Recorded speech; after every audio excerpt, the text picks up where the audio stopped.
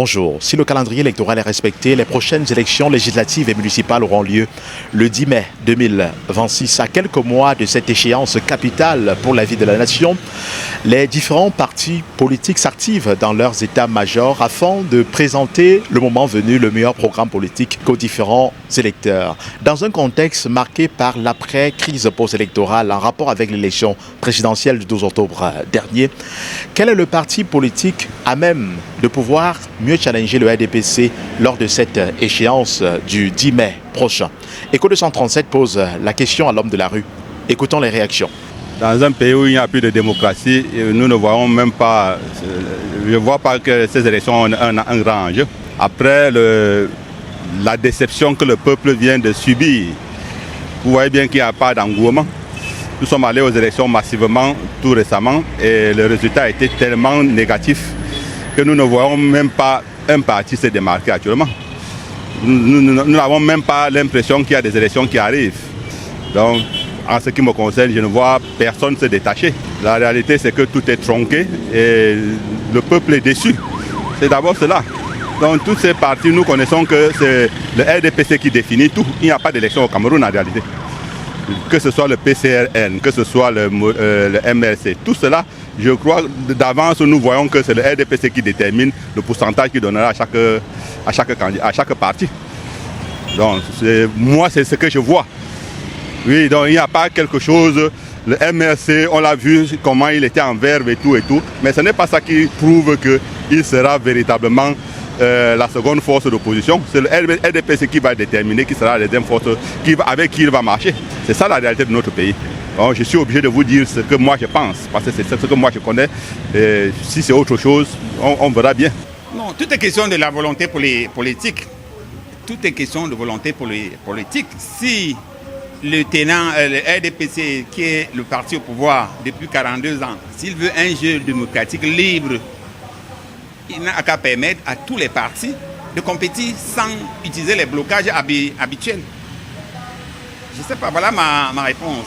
Il faut que le RDPC ouvre le jeu, qu'il ne le ferme pas comme d'habitude. Ça permettra à tous les partis politiques de compétir et de le challenger. Ça, c'est mon avis. Et rien n'est impossible, c'est une question de volonté pour les politiques.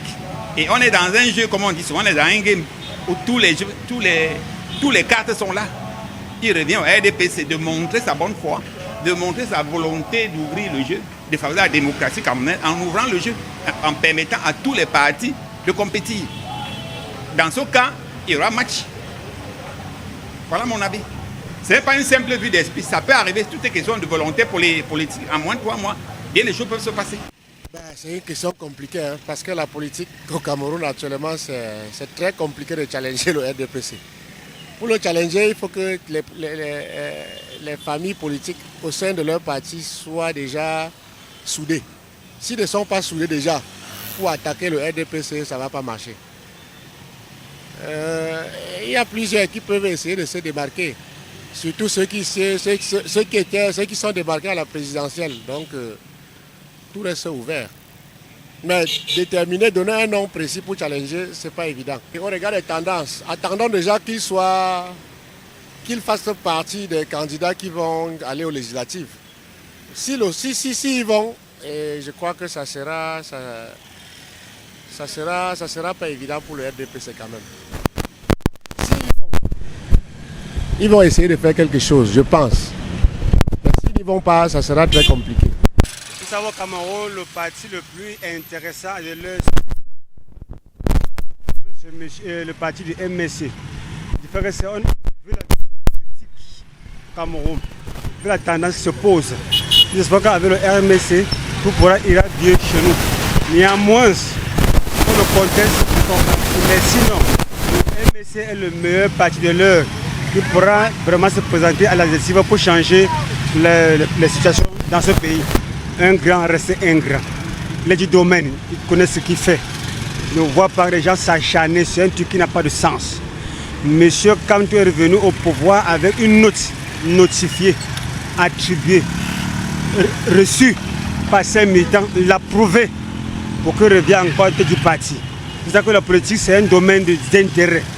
Alors si c'est rallié à MK, c'est possible que vous voulez changer ce pays. Et c'est lui qui a créé ce parti-là. Donc laissons Zizani à ce qui n'a pas de sens. Je suis sûr et certain.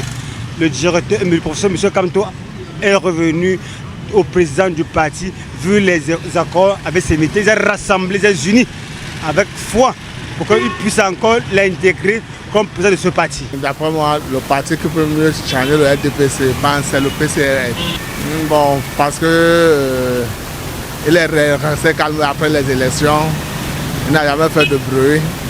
Raison pour laquelle je pense qu'il est crédible.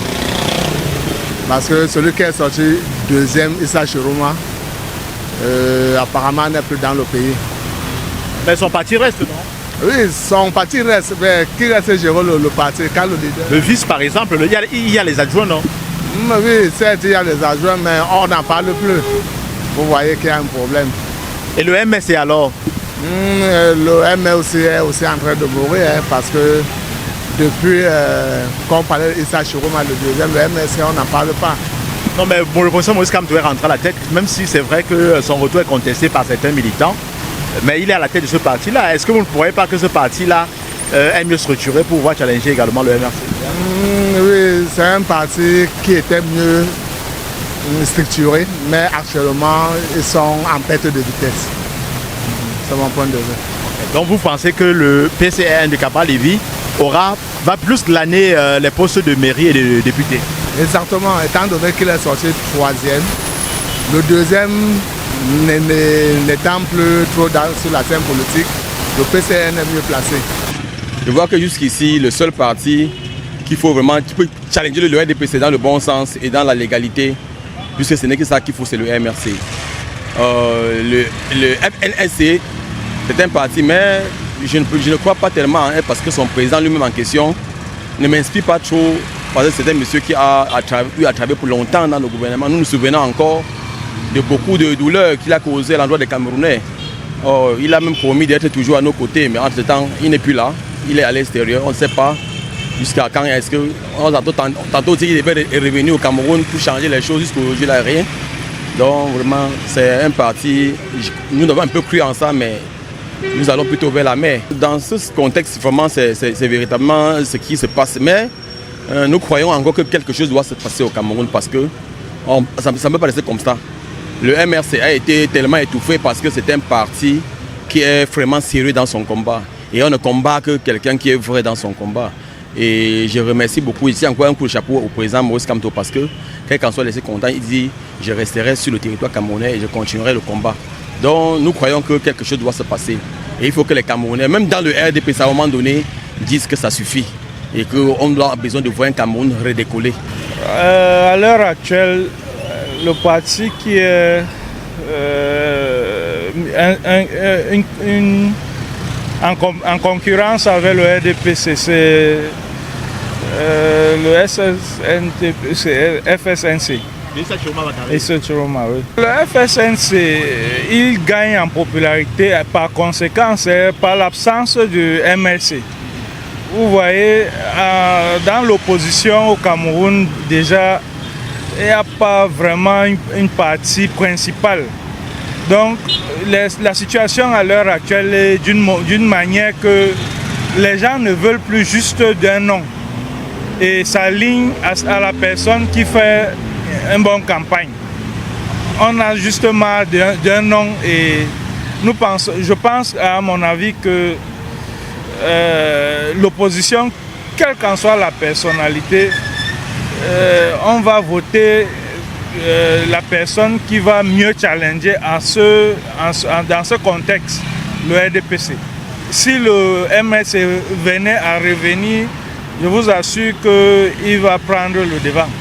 S'il y a un autre parti qui vient en popularité en ce moment, on évite même trop de faire la publicité de certains partis à cause de la situation de notre pays. Parce que quand vous êtes un challenger reconnu, vous devenez un cible du gouvernement.